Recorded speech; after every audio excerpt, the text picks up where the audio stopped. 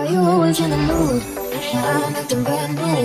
I ain't trying to tell you what to do, but try to play it cool. Really, I ain't playing by your rules. Can I have that day with you?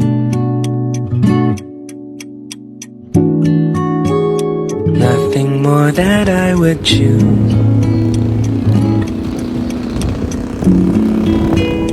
Nothing more that I could use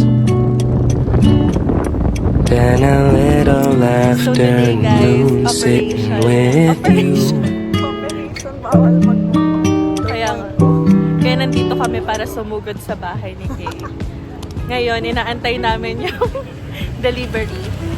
Pero ang plano, siya na lang kumuha, no? Tapos, Oo, siya na lang. surprise dito kami kasi katukin namin siya, baka di kami pagbuksan. Hindi, ang gawin lang natin. Tayo na mag-receive. Pero sabihin natin, andyan na para siya yung buwak. Okay, okay. Para Pwede yan. pa-surprise. Okay.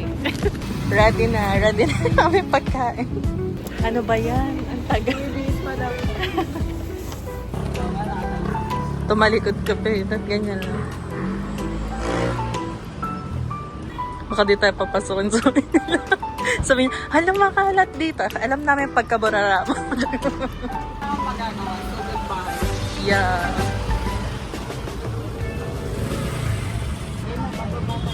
Yan na. Ito. Sige. Ako magbibidsa.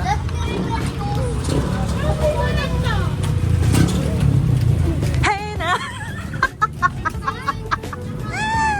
Tsura mo! Delivery mo! Delivery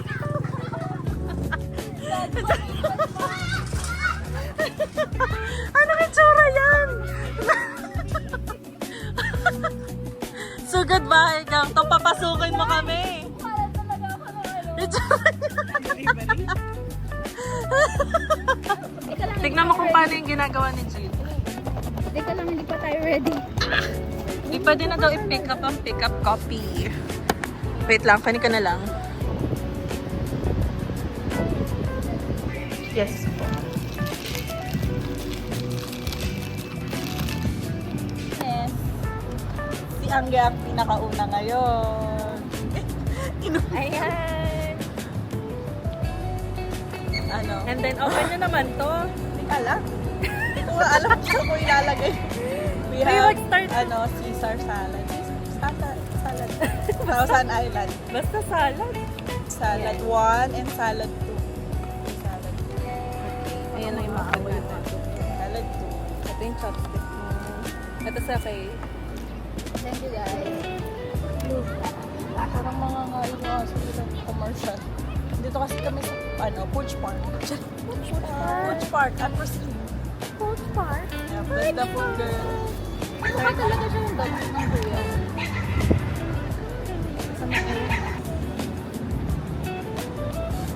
Siguro yung Hindi ko lang gusto yung lasa na ito.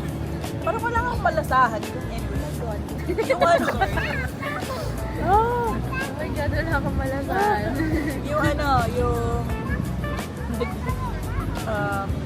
leadership siguro ngayon sa division namin. Kasi medyo magulo. Yun lang.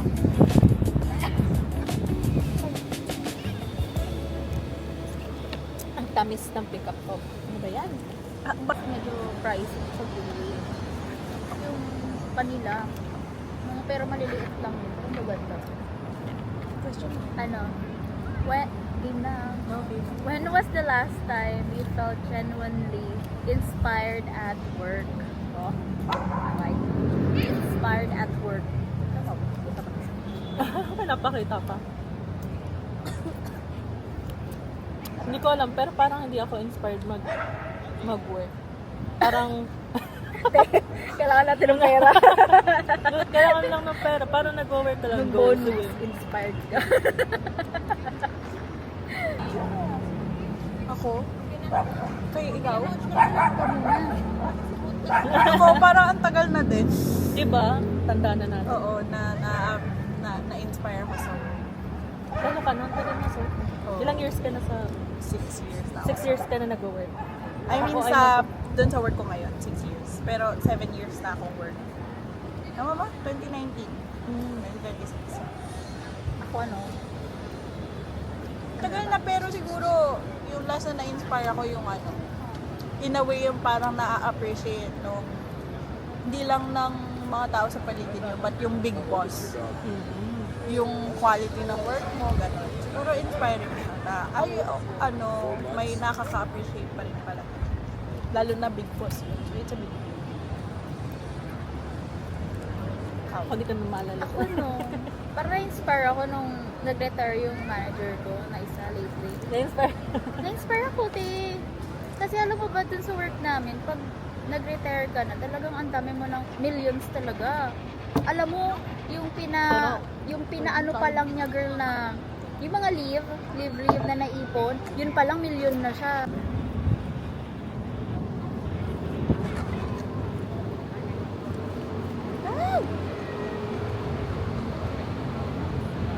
Do you compare yourself to other workmates? Yes and no. Ako na lang muna. Sige.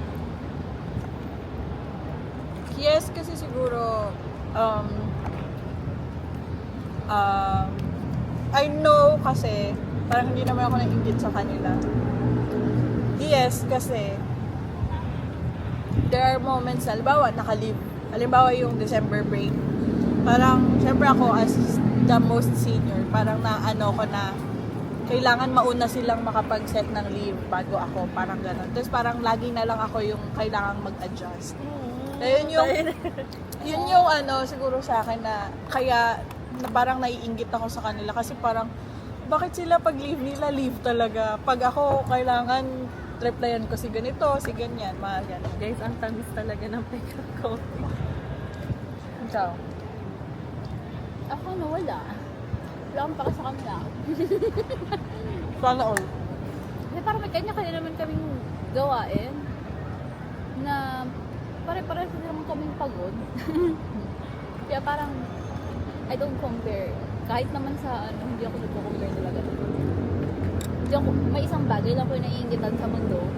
Pero wala naman sa kanila din. Actually, meron sila nun, pero wala pa rin akong paka eh. Ganon. Ako, siguro nung una sa ano, mga first to second year of my work, minsan may comparing. Samayin ko lang naman yun. Pero at the end of the day, tama naman, dapat wala na lang pakialam. Kasi iba-iba naman kayo ng growth din and abilities na kayang ibigay sa work. So maganda yung idea na wala ka na lang pakialam. Na hindi mo kailangan mag-compare kasi magkakaiba naman kayo ng No bullshit. Habang tayo yung buhay pag wala akong paka. Next question. dapat ganyan kaliwanag. How do you identify your need to ask for help sa iyong mental health?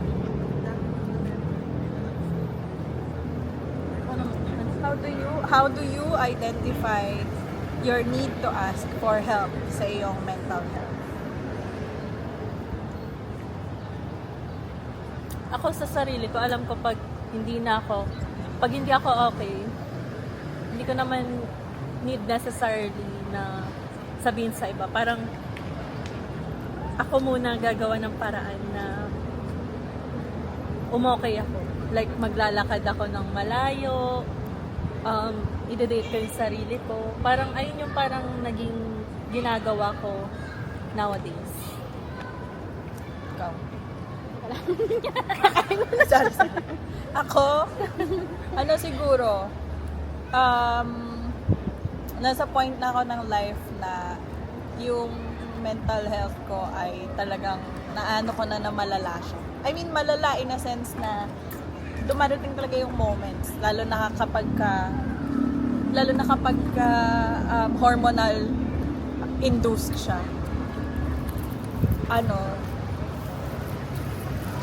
Aside sa friends, which is hindi ko naman na din masyadong nagagawa ngayon dahil nga ang busy ng life. Siguro good thing na lang din na meron kaming company psychologist. Meron na kaming company psychologist. Taray, may pag ganun kayo. So, in a way, parang meron ng to help and to open the conversation, especially sa workplace. Lalo na kung workplace. Pero meron din siya sa Induced. HMO. Try ko nga rin yan minsan. Meron siya. Actually, siya, sobrang laking help kasi sobrang mahal ng mga consultation. Ngayon, Try ko nga yun sa pero consultation pa lang yun kung talagang malala naman. like, ano? nag-ask daw ng mga question. Oo, yung talagang therapy lang. Pero kung yung malala na kailangan mo na ng yung gamutan, then mas siguro mas specialized na doctor na talaga yung kailangan. Psychiatrist. Ikaw. Ako Hindi rin siya nag-ask ng help. hindi ako nag-ask ng help. Hindi ko kasi ugali yun.